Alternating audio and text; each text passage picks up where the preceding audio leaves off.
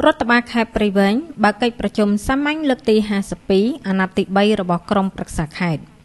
រដ្ឋបាលខេត្តព្រៃវែងបើកកិច្ចប្រជុំសាមញ្ញលើកទី52អាណត្តិទី3របស់ក្រុមប្រឹក្សាខេត្តដើម្បីពិនិត្យនិងវិតម្លៃនិងស្ដាប់នៅផែនការសកម្មភាពរបស់មន្ទីរអង្គភាពអាជ្ញាធរពាក់ព័ន្ធដែលបានខិតខំអនុវត្តក្នុងមួយខែកន្លងមកសម្រាប់បងប្អូនប្រជាពលរដ្ឋនៅតាមមូលដ្ឋានបានយ៉ាងល្អប្រសើរដែលពិធីនេះស្ថិតក្រោមអធិបតីភាពដ៏ខ្ពង់ខ្ពស់ឯកឧត្តមស្បង់សារ៉ាត់ប្រធានក្រុមប្រឹក្សាខេត្តនិងឯកឧត្តមសួនសមាលិនអភិបាលនៃគណៈអភិបាលខេត្តដែលមានការអញ្ជើញចូលរួមពីឯកឧត្តម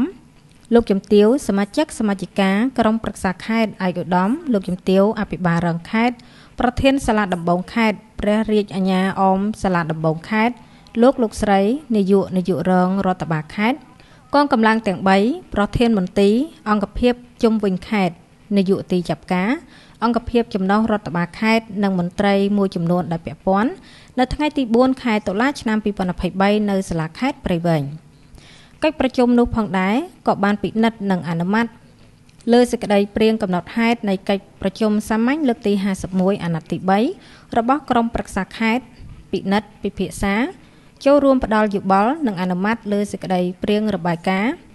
ប្រចាំខែកញ្ញានិងទិសដៅការងារខែបន្ទាប់របស់រដ្ឋបាលខេត្តសេចក្តីរាយការណ៍របស់ការិយាល័យប្រជាពលរដ្ឋនិងគណៈកម្មការនានារបស់ក្រុមប្រឹក្សាខេត្តមានការិយាល័យប្រជាពលរដ្ឋគណៈកម្មការពិគ្រោះយោបល់កិច្ចការស្ត្រីនិងកុមារខេត្តគណៈកម្មការលទ្ធកម្មខេត្តនិងបញ្ហាផ្សេងក្នុងនោះដែរឯកឧត្តមស្បង់សារ៉ាត់ប្រធានក្រុមប្រឹក្សាខេត្តបានមានប្រសាសន៍លើកឡើងនៅចំណុចសំខាន់មួយចំនួនសូមឲ្យរដ្ឋបាលខេត្តជំរុញដល់ប្រជាពលរដ្ឋដែលដល់អាយុបោះឆ្នោតត្រូវទៅចុះឈ្មោះបោះឆ្នោតនិងទៅពិនិត្យបញ្ជីឈ្មោះបោះឆ្នោតនៅតាមការណែនាំរបស់កជបឲ្យបានគ្រប់គ្នាជំរុញដល់មន្ទីរអង្គភាពអាជ្ញាធរទាំងអស់បន្តអនុវត្តទូនាទីភារកិច្ចរបស់ខ្លួនទៅតាមជំនាញរៀងខ្លួនដើម្បីបម្រើសំណូមពរប្រជាពលរដ្ឋតាមមូលដ្ឋានឲ្យបានល្អប្រសើរសូមឲ្យគណៈបញ្ជាការឯកភាពខេត្តឬក៏កងកម្លាំងមានសមត្ថកិច្ចមានទូនាទីគ្រប់គ្រងសភាពការក្នុងការរៀបចំសណ្ដាប់ធ្នាប់សង្គមនៅតាមមូលដ្ឋានឲ្យបានល្អប្រសើរជាពិសេសការទប់ស្កាត់ឲ្យបាននៅការរីករាលដាលនៃគ្រឿងញៀន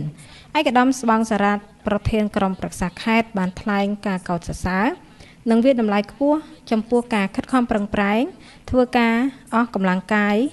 ចិត្តរបស់មន្ទីរអង្គភាពអាជ្ញាធរពាក់ព័ន្ធដែលបានខិតខំអនុវត្តកន្លងមកដើម្បីបម្រើផលប្រយោជន៍ជូនបងប្អូនប្រជាពលរដ្ឋនៅតាមមូលដ្ឋានរបស់ខ្លួនបានយ៉ាងល្អប្រសើរនាពេលកន្លងមក